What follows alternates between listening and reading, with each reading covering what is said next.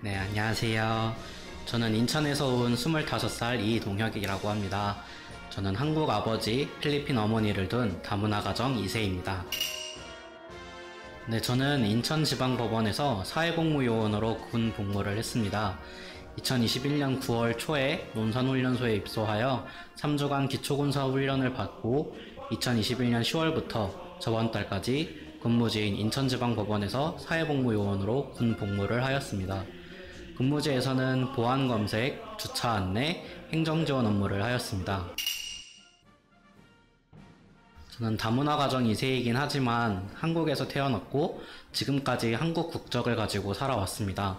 그러다 보니 당연하게 가야 하는 곳이라 생각했고 신체검사에서 보충역 판정을 받게 되어 사회복무요원으로 시작하였습니다. 개개인마다 판정 기준은 다르지만 저 같은 경우에는 시력이 나빠서 4급 판정을 받게 되었습니다. 신체검사 당시 제 시력이 마이너스 10 이하여서 4급 판정을 받았던 것이 기억이 납니다. 사회복무요원은 현역병들과는 다르게 훈련소에 3주만 있다가 사회로 나오게 됩니다. 그래서 그런지 슬프거나 절망적이기보다는 3주간 새로운 환경으로 간다라는 생각에 기대하고 설렜습니다. 물론 교관님들이 첫날부터 무섭게 대하시긴 하셨지만 공포보다는 기대감과 설렘이 더 컸던 것 같습니다. 훈련소에 들어가기 전에 논산훈련소 정문에서 가까이 있는 식당에서 숯불고기를 먹었던 것이 기억이 납니다.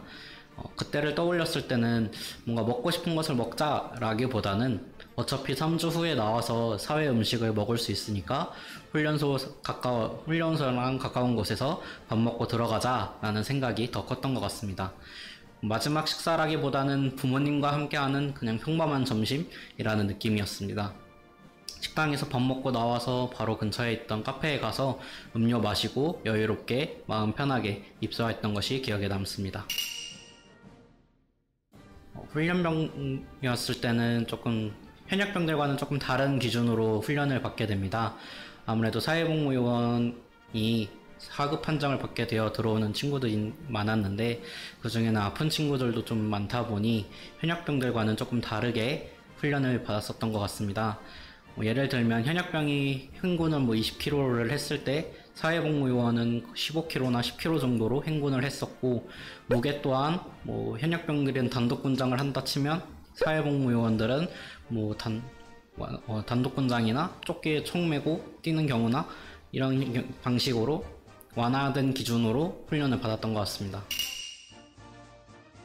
훈련소에 입소하고 10일 정도 지나서 부모님과 첫 전화를 했던 것 같습니다. 그 당시 추석 연휴라서 가족들이 시골에 내려갔는데 제 안부를 물으시고 잘 지내라고 해주셨습니다. 부모님도 3주 동안만 떨어져 지낸다고 알고 있어서 슬퍼하거나 특별히 더 반기시지는 않으셨습니다.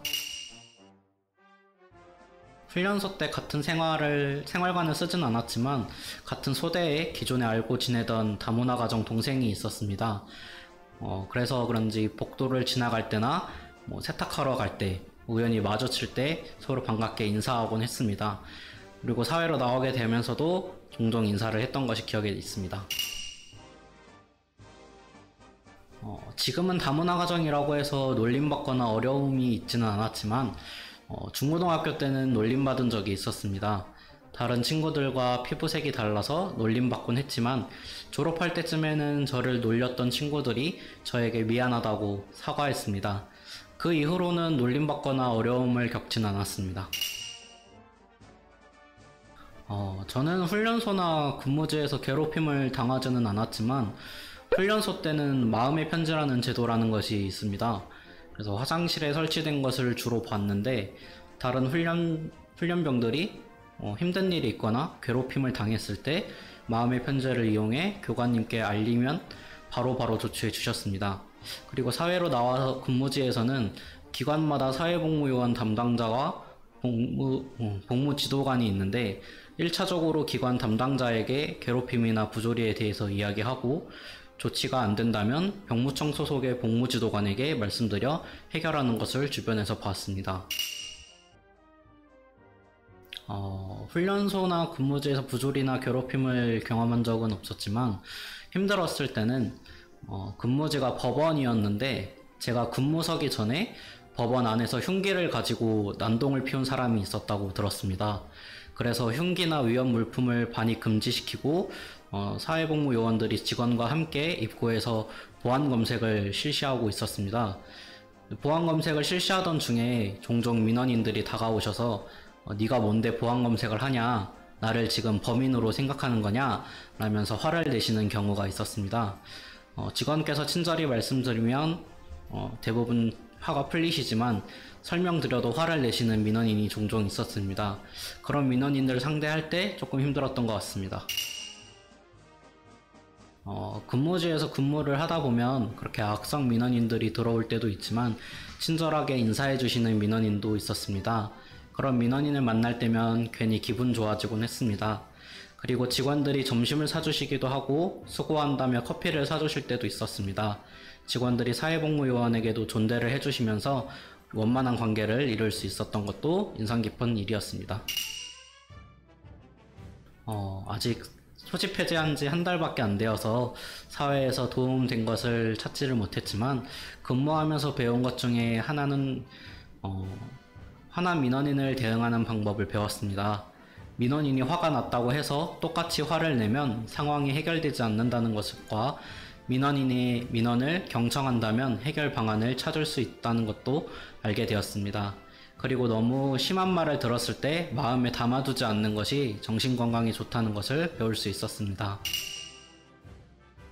훈련소 들어가기 직전에 다니던 대학교를 졸업하고 훈련소를 들어갔습니다. 훈련소에 들어갔을 때는 이제 잠깐 쉬러 가는 것이다 라는 생각을 했다면 소집 해제하고 난 후 이제 뭐 해먹고 살지? 라는 미래에 대해서 좀 더 부담감이 더해졌습니다. 이제 나를 보호해 줄 수 있는 곳이 없다는 것을 알게 되어 정신 똑바로 차리고 취업 고민을 해결해 나가야겠다고 다짐했습니다. 저는 인천지방법원 내에서 사회복무요원 휴게실이 있었는데 그곳에서 저도 다른 사회복무요원처럼 다른 사회복무요원들과 이야기하거나 잠을 청하기도 하고 카페에 가서 음료를 사 먹기도 했습니다. 그리고 저는 틈틈이 공무원 공부를 했습니다. 결론부터 말씀드리자면 복무지에 따라 휴게 시간이 다르고 퇴근하면 개인 시간을 보내게 됩니다. 사회복무요원들은 근무지에 따라 시간 협의가 이루어지지만 일반적으로는 9시부터 저녁 6시까지 8시간 동안 근무를 합니다. 8시간 근무 후 퇴근하면 개인 시간이기 때문에 공부를 하거나 친구들과 약속을 잡거나 혹은 겸직을 허가받아 아르바이트를 할 수 있습니다. 그리고 제가 복무한 인천지방법원은 특이하게도 소속된 사회복무요원들이 많았습니다. 보안검색 업무를 맡은 사회복무요원들이 저를 포함해 20명 정도 있었기에 2교대로 근무를 섰습니다. 1시간 근무하고 1시간 휴식 시간을 가졌는데 총 8시간의 근무 시간 중 4시간 반 근무 서고 점심시간을 제외하고 2시간 반을 휴식을 취하곤 했습니다. 근무 시간 중 휴게 시간은 근무지마다 다른데 제가 근무했던 인천지방법원은 휴게 시간이 적당히 부여된 것 같습니다.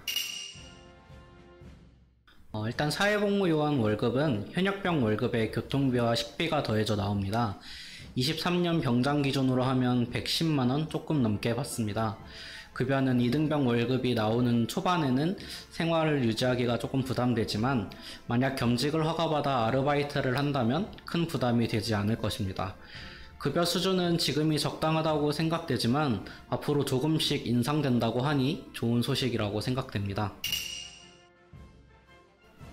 가장 도움이 됐던 제도는 크게 두 가지가 있었는데요. 첫 번째는 현역병들과도 마찬가지로 PX를 이용할 수 있다는 점입니다. 훈련소 내에서도 PX가 있었는데 시중 가격보다 저렴하게 물건을 구입할 수 있었습니다. 저 또한 훈련소 생활 중에 저렴하게 PX를 통해 간식을 구매하기도 하고 가족들을 위해 화장품을 저렴하게 구입할 수 있었습니다. 두 번째는 장병내일 준비 적금이라고 하는 군 적금입니다. 장병내일 준비 적금은 자녀 복무 기간이 6개월 이상인 사회복무요원만 가입이 가능하게 됩니다. 은행 이자 외에 1%에 대한 추가 이자, 그리고 이자 소득에 대한 비과세 혜택, 사회복귀 준비금이라는 정부 지원금을 받을 수 있습니다. 저는 적금을 많이 넣지 않아서 받은 금액이 많진 않지만 복무 첫 달부터 적금을 넣게 된다면 약 1,500만 원가량 받을 수 있게 됩니다. 훈련소 입소를 앞두고 있다면 큰 캐리어를 들고 가는 것을 추천합니다. 사회복무요원은 기존에 자신이 가지고 간 옷을 담아야 되고, 또 보급품을 받게 되면 큰 가방이 필요하게 될 것입니다. 가능한 한 큰 사이즈의 캐리어를 들고 가시는 것이 좋을 것입니다. 그리고 무릎 보호대와 팔꿈치 보호대를 구비하셔서 야외 활동 시에 부상을 줄이시는 것도 좋을 것 같습니다. 근무지에 들어가게 된다면 성실하게 근무해서 직원들과 좋은 인상을 심어주는 것이 좋을 것 같습니다. 훈련소에서 맛보지 못한 시원한 탄산음료를 마시고 고기를 구워 먹으며 전날 밤을 보내고 싶습니다. 저에게 대한민국 군대란 새로운 경험의 기회입니다. 그동안 경험해보지 못한 장소와 사람들에 대해서 새롭게 경험할 수 있었던 좋은 기회였습니다. 현역병으로 입대하나 또 사회복무요원으로 복무를 시작하는 이 다문화 가정 2세분들 그냥 몸 건강히 나오시길 바라면서, 그리고 결국은 사람 사는 곳이니 너무 걱정하지 마시고 새로운 경험을 해보고 새로운 사람을 만나는 기회라고 생각하면 좋을 것 같습니다. 네, 그럼 저는 사회복무요원으로서 가장 많이 했던 말을 올려드리면서 마무리하겠습니다. 감사합니다.